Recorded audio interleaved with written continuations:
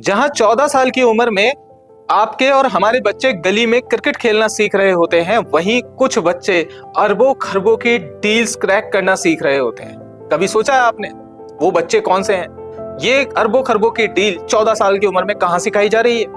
मैं बताता हूं। अडानी, अंबानी, टाटा, बिरला, इनके बच्चे कभी आपने देखा है पढ़ लिखने के बाद में आते हैं अपने बिजनेस में और सीधा बिजनेस में घुस जाते हैं, एंटर कर जाते हैं। उनको ज्यादा कुछ सिखाने की जरूरत नहीं पड़ती और दिनों दिन ग्रोथ देते चले जाते हैं अपने बिजनेस को। ये कैसे होता है, कहां होता है, पता है आपको? मैं बताता हूं। जहां 14 साल की उम्र में हमारे बच्चे क्रिकेट और गिल्ली डंडा जैसे खेल को गली में खेल रहे होते हैं, वहीं इनके बच्चे सेल्स एंड नेगोशिएशन सीख रहे होते हैं। 16 साल की उम्र में ग्लोबल पॉलिटिक्स सीख रहे होते हैं और 17 साल की उम्र आते आते रूल करना सीख जाते हैं।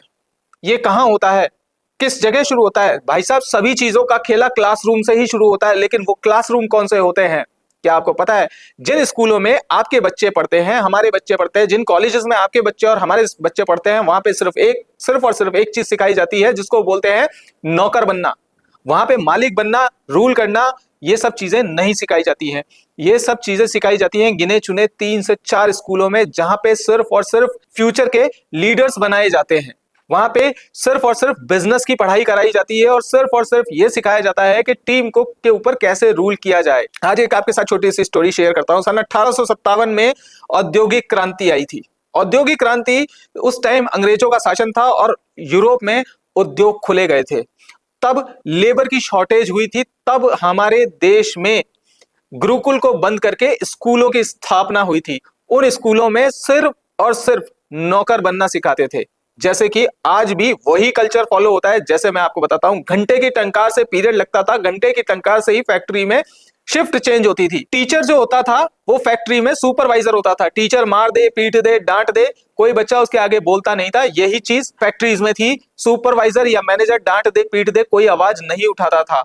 सिर्फ नौकरी करना। हमारे हिंदुस्तानियों के माइंडसेट में एक चीज डाल दी गई थी कि भैया नौकरी करो, नौकरी बड़ी इजीली हो जाती है, बहुत इजी काम है नौकरी करना। ना वहां पे पैसा लगता, ना वहां टाइम लगता। सिर्फ आपने पूरे महीने काम किया और एक बंधी बंधाई रकम आपकी जेब में आ गई। ये बहुत इजी है। हर एक घर वाला आपके घर में सिर्फ एक ही बात बोलता है, भैया पढ़ लो, लिख लो, नौकरी कर लो। कोई आपको ये नहीं समझाता पढ़ो लिखो व्यापार करो। कोई ये नहीं सिखाता कि भैया पढ़ो लिखो मालिक बनो। लेकिन हमारे देश में सिर्फ और सिर्फ नौकर बनना बताते हैं। तो भाइयों, मेरी आपसे रिक्वेस्ट है कि आप व्यापार करें। और जो पेरेंट्स इस वीडियो को देख रहे हैं, उन सभी से एक मेरी रिक्वेस्ट है, अपने बच्चों को नौकर बनाने की बजाय व्यापार में डालें, मालिक बनाएं, नौकर नहीं।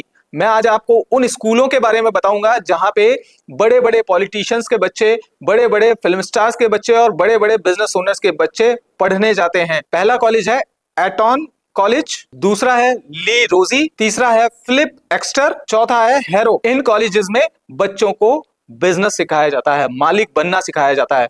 तो भाइयों, अपने बच्चों को व्यापार की तरफ धकेलो, अपने देश की इकोनॉमी में भागीदारी दो। मैं चाहता हूं कि हमारे बच्चे जो यूरोप जाते हैं, कनाडा जाते हैं, दुबई जाते हैं, कुवैत जाते हैं नौकरी करने के लिए, नौकर बनने के लिए, हमारे देश में आने चाहिए। वो लोग, वो सारे लोग नौकरी करने के लिए हमारे देश में आने चाहिए। हमारा देश इतना विकसित होना चाहिए कि सारी दुनिया से लोग नौकरी करने हमारे देश में आए, ना कि हमारे देश के लोग उनके पास नौकरी करने जाएं। हमारे देश का हर एक व्यक्ति मालिक होना चाहिए व्यापार का, ना कि किसी का नौकर, किसी का गुलाम नहीं होना चाहिए। हमारे देश का कोई बच्चा, हमने 200 साल गुलामी बहुत सहन कर ली, लेकिन अब नहीं।